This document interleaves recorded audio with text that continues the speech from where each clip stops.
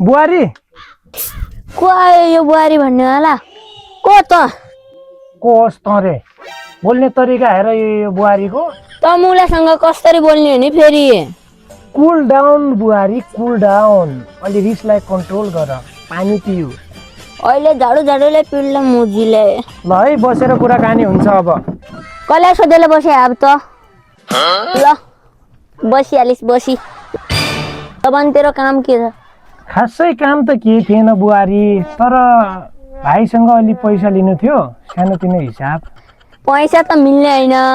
पैसा त म यस्तो पनि दिने होइन निक्लिहाल्यो अहिले खबरदार मेरो दाइसँग तेरो बोल्ने तरिका यही हो त पनि चुप बसेर यस्तै हान्ला अहिले ल बेबी तिमी चुप लागेर बस हेर भाइ अब यो यसरी बोलिरहेछ कसरी के गर्ने होला अब पैसा त आखिर लिनै पर्ने हो ल त पनि गइहाल आजबाट यो घरमा पैसा माग्नु नआ भनेको मान न त तेरो यस्तो हाल गर्छु कोठा लाल